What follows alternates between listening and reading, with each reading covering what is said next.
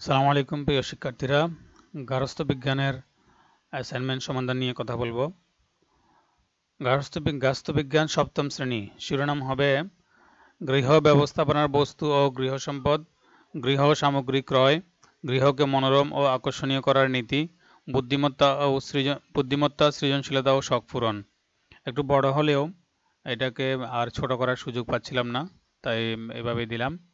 তো তোমরা একটু ছোট করে 2 লাইন করে শিরোনামের কভার পেজের শিরোনামের ঘরে এটা লিখবে।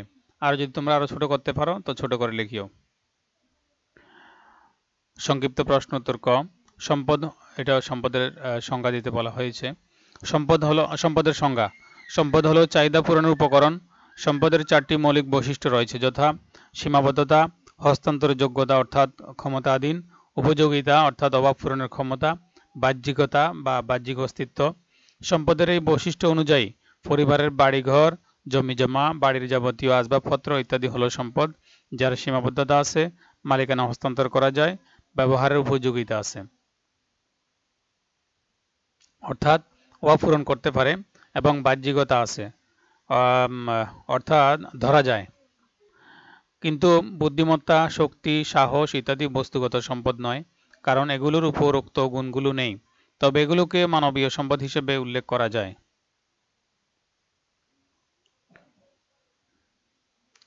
সম্পদের বৈশিষ্ট্য অনুযায়ী আমার পরিবারের সম্পদ, মানবীয় সম্পদ, শক্তি, সময়, দক্ষতা, বুদ্ধিমত্তা ইত্যাদি। এখানে মানবীয় সম্পদের মধ্যে তোমরা আরো চিন্তা করে আরো যোগ করতে পারো, আমি মাত্র 4টা দিলাম। অমানবীয় বা বস্তুগত সম্পদ, জমিজমা, বাড়িঘর, বস্তু সামগ্রী, ঘরের আসবাবপত্র ইত্যাদি। এখানেও তোমরা আরো যোগ করতে পারো, তোমাদের ইচ্ছা অনুযায়ী আরো এখানে বাড়িয়ে লিখতে পারো। আমি মাত্র 4টা করে লিখেছি। সংক্ষিপ্ত প্রশ্ন উত্তর খ। বলা হয়েছে অর্থ দিয়ে কোন কোন কাজগুলো করা যায়। অর্থ দিয়ে যে কাজগুলো করা যায় এটা হবে পয়েন্টের নাম। অর্থ দিয়ে যে কাজগুলো করা যায় এটা হচ্ছে পয়েন্ট। অর্থ দিয়ে কোন কোন কাজগুলো করা যায় তা ব্যাখ্যা করা হলো। অর্থ পরিবারের একটি অন্যতম প্রধান বস্তুগত সম্পদ। মানুষের বেঁচে থাকার জন্য যে মৌলিক চাহিদাগুলো রয়েছে সেগুলো পূরণ করতে অর্থের প্রয়োজন। চাকরি, ব্যবসা, পুঁজি বিনিয়োগ বা যে কোনো পেশার মাধ্যমে মানুষ অর্থ আয় করে। অন্যান্য বস্তুগত সম্পদের মধ্যে অর্থের কার্যকারিতা সবচেয়ে বেশি। এই পড়াগুলো তোমাদের মেইন বইতে রয়েছে। তার পরবর্তী প্রশ্ন, ঘর পরিপাটি ও পরিচ্ছন্ন রাখার ক্ষেত্রে কাজ সহজ করার কলা কৌশল। বিভিন্ন কৌশলে কাজ করলে কাজ সহজ হয়ে যায় এবং সময় বাঁচে। আমার ঘর পরিচ্ছন্ন ও পরিপাটি রাখার ক্ষেত্রে কাজ সহজ করার জন্য যে কৌশলগুলো অবলম্বন করব তা নিম্নে উল্লেখ করা হলো। 1. দেহের সঠিক অবস্থান। কাজ করার সময় দেহের সঠিক অবস্থান ও ভঙ্গি বজায় রাখলে অল্প শক্তি ব্যয় করে বেশি কাজ করা যায়। 2. কাজের স্থান ও সরঞ্জামের পরিবর্তন। প্রত্যেক কাজের একটা নির্দিষ্ট স্থান ও সরঞ্জাম থাকে এবং সে স্থানে সে সরঞ্জাম দিয়ে কাজটি করতে পারলে সময় ও শক্তির অপচয় রোধ করা যায়। 3. কাজের উপকরণের পরিবর্তন। আজকাল গৃহের কাজ সহজ করার জন্য বিকল্প উপকরণের ব্যবহার করা হয়, এতে কাজ অনেক সহজ হয়ে যায়। 4. উৎপাদনের বিভিন্ন পর্যায়ের পরিবর্তন। 5. উৎপাদিত দ্রব্যের পরিবর্তন। কিছুটা সংক্ষিপ্ত করার চেষ্টা করেছি, সেজন্য 4 এবং 5 মধ্যে আর বাড়তি কোনো লেখা দিইনি।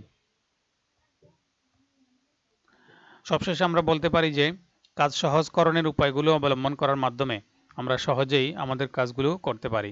তবে আমরা যেই কাজই করতে চাই না কেন তা আগে থেকেই তালিকা করে রাখলে কাজ অনেক বেশি সহজ হয়ে যায়।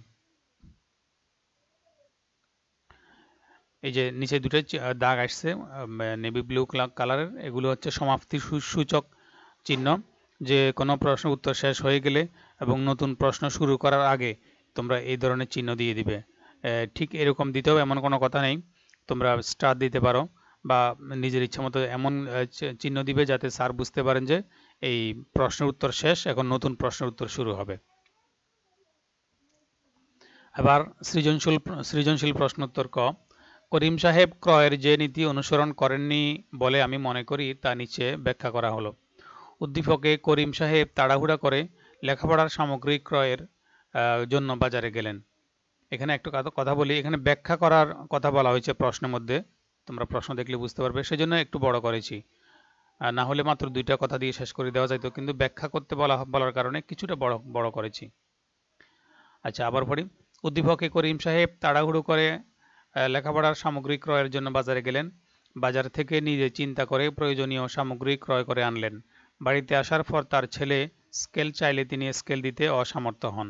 তাছাড়া তিনি যে কোম্পানির কলম চেয়েছিলেন তা না দিয়ে বিক্রেতা তাকে নকল কোম্পানির কলম দেন। কলম ফেরত দিতে গেলে বিক্রেতা তা ফেরত নিতে অস্বীকৃতি জানান।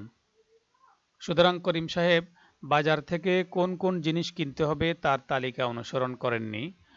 কেনার পূর্বে দ্রব্যের গুণাগুণ যাচাই করেননি। সরি, এখানে পূর্বে হবে, বয়ের উপর একটা র্যাপ হবে, আমি দিতে ভুলে গেছি, সরি।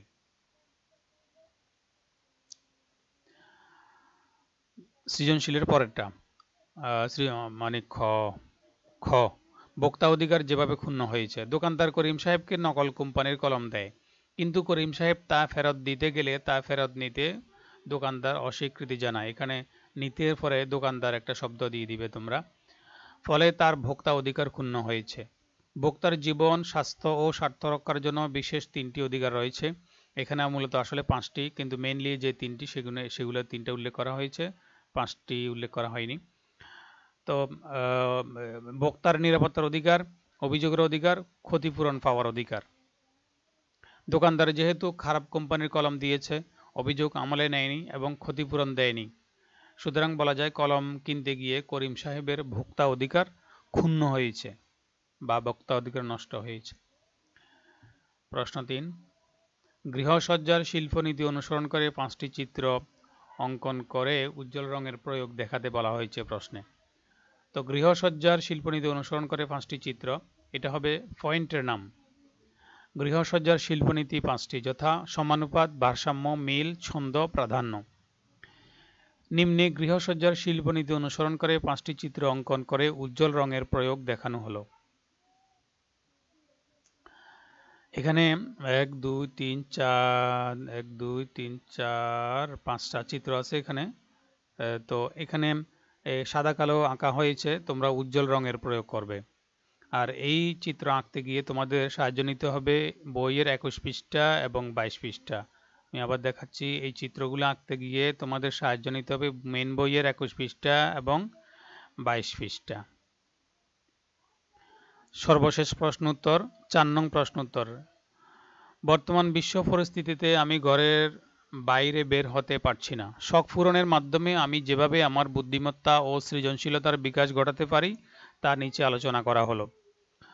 করোনাকালীন এ সময়ে আমি ঘরে বসে ঘরের অপ্রয়োজনীয় ফেলনা জিনিসগুলোতে, অর্থাৎ ফেলে দেওয়ার জিনিসগুলোতে শিল্পনীতি ও সৃজনশীলতাকে কাজে লাগিয়ে নতুন নতুন জিনিস তৈরি করতে পারি।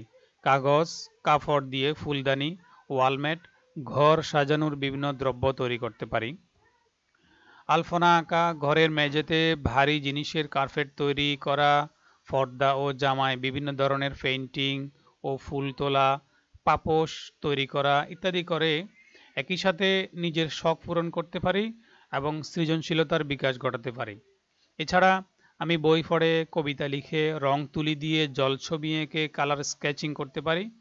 মনের মাধুরী মিশিয়ে ছবি এঁকে দেয়ালে রাখতে পারি। এভাবে শখ পূরণের পাশাপাশি আমরা বুদ্ধিমত্তা ও সৃজনশীলতার বিকাশ ঘটাতে পারি। ভিডিওকে ছোট করার জন্য আমি একটু তাড়াতাড়ি বলেছি। তোমরা বুঝতে অসুবিধা হলে ভিডিওটাকে পজ করে দিয়ে থামিয়ে তোমরা পড়ে নিবে। আসসালামু আলাইকুম রহমতুল্লাহ।